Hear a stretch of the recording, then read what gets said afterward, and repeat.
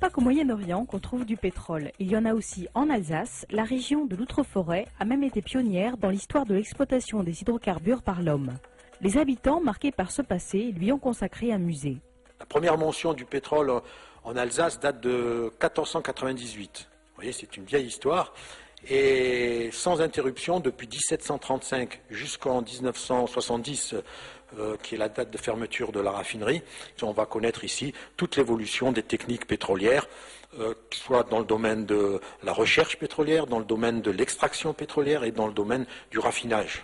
Un parcours qui permet de rappeler à quel point cette énergie a façonné notre civilisation. Il faut penser que sans pétrole, on ne ferait pas beaucoup de choses.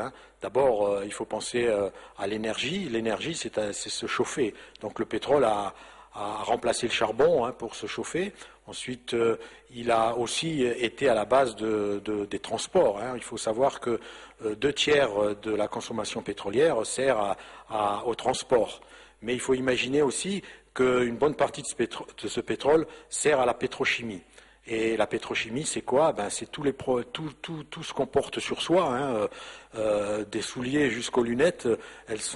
C'est fabriqué avec des molécules qui viennent du pétrole, et surtout les plastiques qui sont vraiment indispensables quand on va dans un supermarché. On peut s'apercevoir vraiment à quoi sert le pétrole, puisqu'on voit que tout est maintenant sous plastique.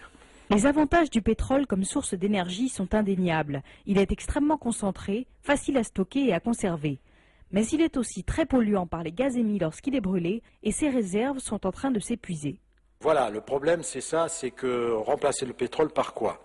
Alors évidemment, il y a des énergies renouvelables, mais là c'est encore un peu trop léger parce qu'on a besoin énormément de quantité de calories et c'est pas avec ces énergies renouvelables à l'heure actuelle qu'on peut satisfaire ce besoin.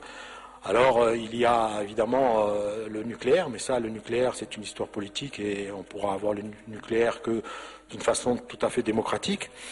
Et il reste pas grand-chose et à l'heure actuelle, beaucoup de pays qui n'ont pas de pétrole et qui n'ont pas encore le nucléaire, eh bien ils se retournent vers le charbon.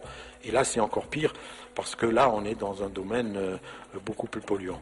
Il devient donc absolument urgent d'arriver à mettre au point rapidement des énergies propres de remplacement, aussi bien pour tout ce qui fait notre quotidien que pour l'avenir de la planète.